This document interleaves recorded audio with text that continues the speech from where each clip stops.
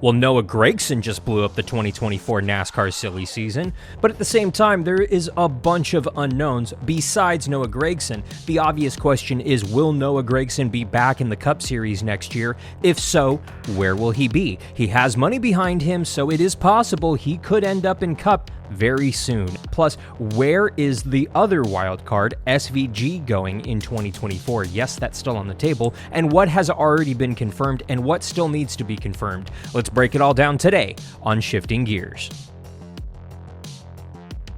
I'm Alan Bailey, and before somebody signs a contract and makes this entire video outdated, make sure that you mash that subscribe button so that you stay up to date on the latest videos, including when the next 2024 silly season video is coming out in about 30 days, give or take, and make sure in the meantime you stay logged on to AmericanRacingNetwork.com for the latest motorsports news. ARN, the Motorsports Authority. So let's go ahead and start here. This is the third time I've recorded this video in as many days, because yes, that is how much information has come out in the last week, and that is how quickly it has changed and evolved. Let's go ahead and start with what changes we know are happening in 2024 with what's already been announced. Firstly, Josh Berry taking over for the retiring Kevin Harvick. Covered this in the last video, but the basic gist of it is that Josh Berry and Stewart-Haas Racing have a lot of rebuilding and an uphill battle ahead of them. They have simply just been struggling in the Cup Series for the last few seasons. Kevin Harvick's been carrying that organization on his back, outperforming the cars, and Berry is going to have a tough battle ahead of him. But I do think that Berry and crew chief Rodney Childers actually will produce some success somewhere down the road. Good luck to both of them. Corey LaJoie also announced that he has re-signed with Spire Motorsports and that number 7 Chevy. Brilliant move on his part. He easily could have taken his talents to another organization. He's a guy who has been outperforming his equipment without question. But at the same time, Spire Motorsports started with Corey LaJoie. They built that program. They built that team, that organization around him. He has very much found a home there, and he is comfortable there. And honestly, that is chemistry that you cannot buy. Good for him. Hopefully we see them get some more success that is just deserved in the near future. We also found out that Martin Truex Jr. is going to be back for the 2024 season. This is a guy who is year to year on his contract, and he's also a guy that legitimately in 2023 can go 3, 4, 5 days without checking his cell phone. He's living that kind of lifestyle while racing in the NASCAR Cup Series. Kudos to him, man. He is still performing on the racetrack and winning races. I do think he can still compete for championships. The question is how long will MTJ continue to race in NASCAR? Honestly, that's up to him. I think he easily has another 2-3 seasons in him if he chooses to race. Honestly, 2024 could be his last season. Even Martin doesn't know when his last season will be. Good for him. Happy to see him return. The big announcement that honestly shocked me a little bit was the fact that Front Row Motorsports this week announced that Michael McDowell is going to be back in the number 34 Ford for 2024, and Todd Gilliland is going to be in the number 38 full-time in 2024. McDowell doesn't surprise me. The guy's been there forever with those sponsors, with that organization. They've won a Daytona 500. He's not going anywhere. I think he's going to retire at that organization so long as they're competitive. Gilliland, a little bit of a shock because Zane Smith was kind of right there ready to go, and even Gilliland himself said, yeah, I'm a little shocked that I'm back full-time next year. And it is a little shocking because when Smith and Gilliland were racing in the Truck Series together in equal equipment, Zane Smith was outperforming him. So honestly, I would have gone Zane Smith over Todd Gilliland, and nothing against Gilliland. Honestly, the guy deserves a cup ride, and this season he absolutely proved he deserves to be in that car. I think they're going to do great things. I think they're trending in the right direction. The question is can Ford fix some of the problems that they've had in 2023 for the 2024 season? Time will tell. Best of luck to them, though. Speaking of Zane Smith, this is a guy who has money behind him. He has a couple of sponsors, and he is clearly an extremely talented driver. He's the defending truck champ, going for another championship in 2023. But the question that Zane was asked this week, does he think he's ready for the Cup Series? I definitely feel like I'm ready for that. For one, I feel like trucks don't race enough. and it drives me crazy on these off weekends. So wish we raced more. And to be honest, I feel like I do an okay job at if I have a bad weekend, I could put that behind me and focus in on the next weekend. And so I definitely feel like I'm ready for that. Honestly, there's a couple of options for Zane within the Ford camp if he chooses to stay in the Ford camp, but it doesn't sound like he's 100% committed to Ford at this moment. If he stays in the Ford camp, the 10 car is the obvious one. Aric Almirola at some point is going to retire. He announced that last season was going to be his last season, decided to come back for 2 more seasons, and now there's rumblings that 2023 might be his last season. I do think that Aric is trying to get out of his contract in that final year, but the question is who takes over the 10 car. Now, McDowell was kind of rumored to go to it. He's locked up. Noah Gragson is a guy who legitimately is on the table for that 10 car. Noah has money. He has sponsors behind him. He is a fan favorite driver. He is an extremely talented race car driver. Yes, he made a mistake over the weekend and unfortunately was suspended by NASCAR. Whether you agree with it or not, he is representing multi-million-dollar sponsors as well as a 7-time NASCAR champ with Jimmy Johnson and another one with Richard Petty on top of Maury Gallagher. And none of them wanted him back for the 2024 season, it sounds like. This was more or less probably the excuse that they used to let him out of the contract, but I do think that Noah Gragson does deserve a second chance. I do not believe that an indefinite suspension by NASCAR was justified for this. If anything, NASCAR should have put a timetable on it. Hey, you're suspended for the rest of the 2023 NASCAR season with the ability to return in 2024 if you meet these requirements. At the moment, all Noah has to do is essentially complete his sensitivity training and then reapply. In theory, he could be back on the racetrack in a couple of weeks' time. I do think that it was an honest mistake, and I don't believe Noah Gragson is an awful person. I hope he learns from this mistake and grows, and I hope we see him back in the Cup Series. But that begs the question, where will Noah end up? Yes, Zane Smith could go to the 10 car, so could Aric Almirola, so could Noah Gragson. I also heard that Riley Herbst's people are trying to find sponsorship to get him in that 10 car as soon as 2024. I don't think that's happening, and I don't think NASCAR Twitter would appreciate Riley Herbst in the 10 car or even in the Cup Series full time. The other Ford ride that may be on the table is the other Rick Ware car. We already found out a couple of weeks ago that Justin Haley is jumping from Kaulig Racing and the Chevy camp over to Rick Ware Racing and the Ford camp. They didn't announce whether he's taking over the 15 or the 51, but presumably he's going to take over the 51 flagship team with full sponsorship behind that 51. Honestly, this is looking more and more like a good decision for Justin Haley, considering how well RFK has run the last 2 weeks in particular. But who's ending up in the second Rick Ware Racing car in 2024?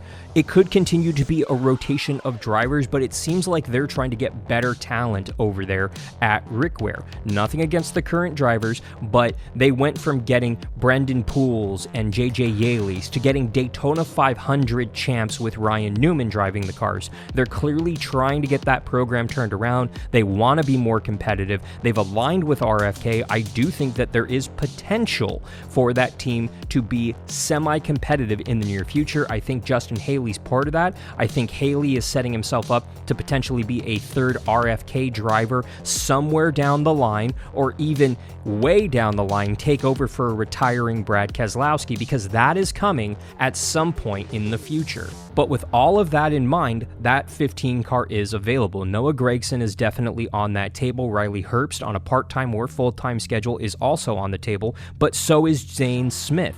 If Smith decides to stay with the Ford camp, where can Zane go otherwise? Well, obviously the number 31 is available. Obviously, Chandler Smith, the rookie at Kaulig Racing in the Xfinity Series, is kind of the front runner to take over that 31, but Austin Hill is also an Xfinity driver that is biting at the teeth to get up into the Cup Series. He's on the table. So is the Xfinity Series champ that they have in-house already with Daniel Hemrick. Noah Gragson is also on the table. I think Noah going to Kaulig actually would be a good decision. He would stay in the Chevy camp, and he brings his own money with him. That would definitely help out the Kaulig racing programs. Plus, Noah can jump down to the Xfinity Series, get his teeth wet a little bit down there, and kind of work on that program a little bit for them. I think it's a win-win-win-win if Noah ends up in the 31 car. But that's not the only Kaulig racing car that does have a seat open, potentially. AJ Allmendinger is in the number 16. It's his first full-time season in that number 16. But he's not happy. Yeah, about 10 years ago he raced in the Cup Series, got out of it, raced in the Xfinity Series for Kaulig. They convinced him to jump up to Cup full-time, and he's not happy. Not only with the performance on the racetrack, but all of the circus that comes with running in the Cup Series has left a bad taste in AJ Allmendinger's mouth, and we're being told he is asking Kaulig Racing to go back to the Xfinity Series for the 2024 season, meaning that both Kaulig Racing Chevys have open seats for the 2024 season. Now, maybe Kaulig is going to honor that request. I tend to think they will because AJ is so tight with Kaulig Racing, with Chris Rice and everybody over there at that program. I do think AJ in the Xfinity Series makes a whole hell of a lot more sense than him running 25th, 30th, 35th in Cup every week. If I'm AJ, I don't want to be running 30th or worse every week. I want to be running in the top 5 contending for wins and a championship in Xfinity. Plus, I'm going to have a hell of a lot more fun doing that and hanging out with my family on Sunday.